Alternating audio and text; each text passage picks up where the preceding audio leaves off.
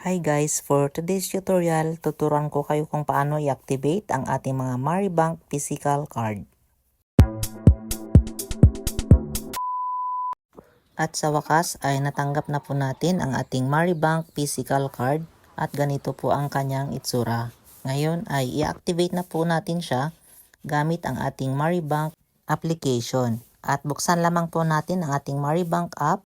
Dito sa homepage ng ating Maribank app, makikita po natin ang card. Pindutin po natin ito at dito makikita na po natin ang Activate Physical Card. Ito po ang pipindutin natin para makapag-proceed na po tayo sa pag-activate ng ating Maribank debit card. Once na-press po natin yan, ganito po ang ating makikita. Enter code manually or scan QR code.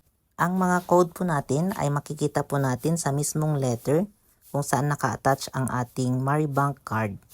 Ilagay lamang po natin ang code o kaya iscan po natin ang QR code. Once po na ma-scan natin or ma-input natin ang ating code, ilagay naman po natin ang ating password dito po sa ating Maribank app. At pagkatapos nyan, makikita na po natin na card activation successful. Click lamang po natin ang done. At ngayon ay activated na po ang ating mga Maribank physical card. At ngayon naman ay tuturuan ko naman kayo kung paano mag-change PIN or mag-set ng ating 6-digit PIN ng ating mga Maribank physical card. At para makapaglagay po tayo ng 6-digit secure PIN ng ating mga Maribank card, pindutin po lamang po natin itong Me, then click natin itong Account Security. Then makikita po natin dito ang Update Secure PIN. Click lamang po natin ito. Then after po nyan ay hilingin po ang inyong mga PIN sa inyo pong mga app. Input lamang po ang inyong mga PIN at pagkatapos ay magbe-verify sa inyong mga selfie. I-click lamang po itong Start Facial Verification.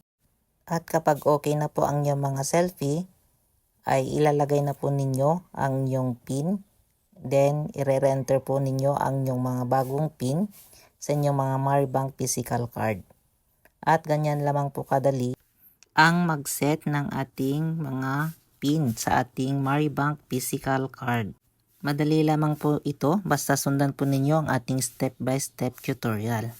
At kung may natutunan po kayo sa ating video ngayon, huwag po ninyo kakalimutang pindutin ang subscribe button at bell all para lagi po tayong updated sa lahat ng ating mga bagong content.